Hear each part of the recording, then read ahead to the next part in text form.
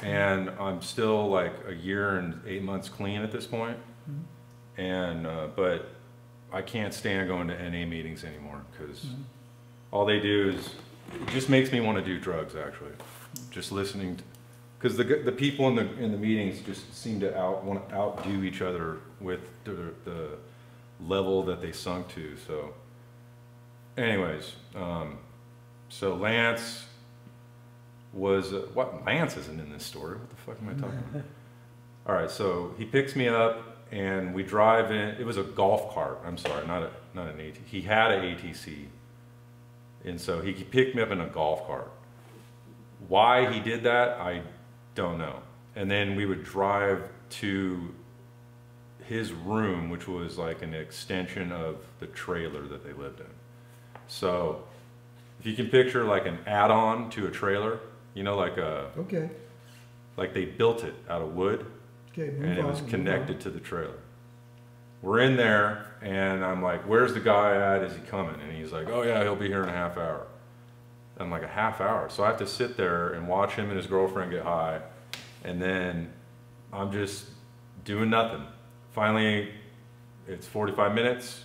Now it's turning into an hour, and he's like, "He'll be here soon, he'll be here soon." And I was coming down bad, by the way, so I was like, I have arachnophobia as it is. His room is completely filled with spiders, and they're coming off the ceiling, okay? And I'm just like pinned against the corner, and I had like, I had coke bugs, which is like, it's a thing where it's all in your head, but you feel and see things moving in your skin. You'll see like a lump just go by on your wrist, and that combined with actual spiders, I was just losing it. And I kept threatening to leave, and then he was getting mad because he was like, "Don't you fucking leave." And I don't know what he got out of it, because it was cheap coke, and like I never saw, like the deals would be done in front of me, so like he got no money out of it. So I guess it was just he just didn't want to, I don't know. So oh, because this other guy was coming. So this guy is just now an hour and a half late, and the dude's trying to like fix my phone because he's like all on the computers, and the girlfriend's like asleep now, and so it's almost 2 hours into this, and I just told him, I said, "Look, I'll leave you the money. I'm out because I just can't do it." And I go, he's like, "Just wait 10 more minutes, 10 more minutes." And so finally, I see some headlights way out in the distance. And I know that when you come into this area that he lived in, it takes like 10 minutes to wind into it. So this vehicle they were in got there in 2 minutes. It was just like ripping through and just pounding over like the bumpy roads.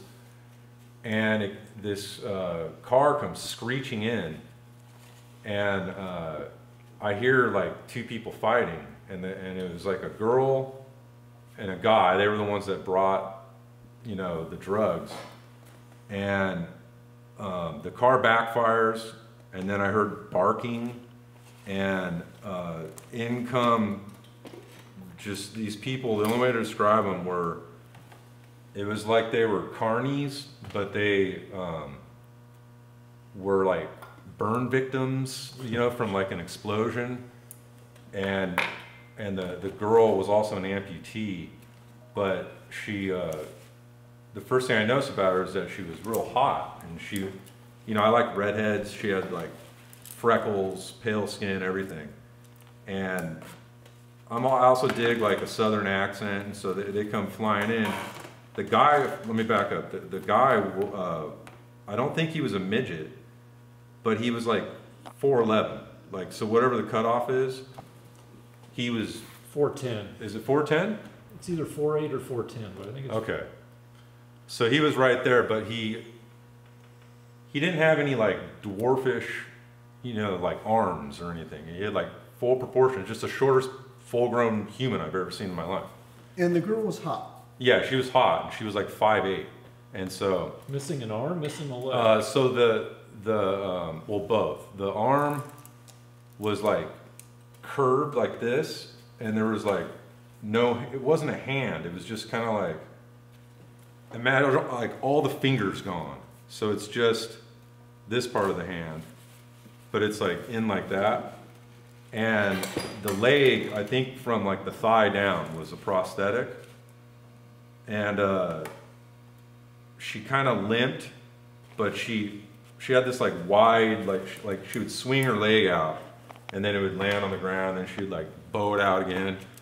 And as they come in, he's like, "This fucking bitch," he goes, "she doesn't even know what the fuck's up."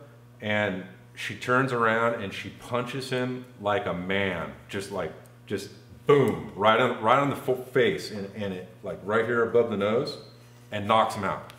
And so he's on the bed out, and she's like, "Don't you ever call me a bitch, motherfucker."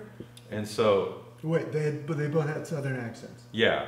Okay. And he recovers pretty quick, and as he recovers, he's laughing, and he's got blood coming down his nose, and he's like, "Oh, I love my girl. So you see that?" And so now the Juggalo and this guy are like catching up. Apparently he just got out of prison, and he was just like, no shirt, just tattoos. He was carrying a bottle of like Jim Beam, and he was smoking, and he had all this weed, and he had like other drugs, and so they're like reuniting, and she's like getting situated, and she had a pit bull with her, but the dog was mixed with like a beagle, so it was like this horrible low to the ground, half beagle, half pit bull.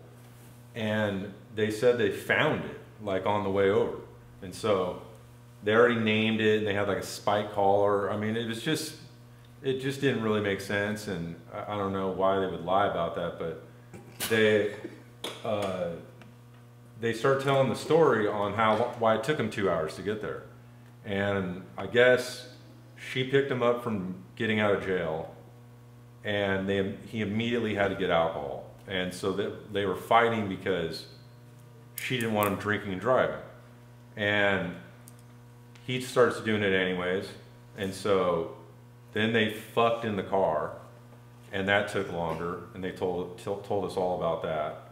And they start driving, and they picked up the cocaine from wherever they got it from, and then a cop was behind them.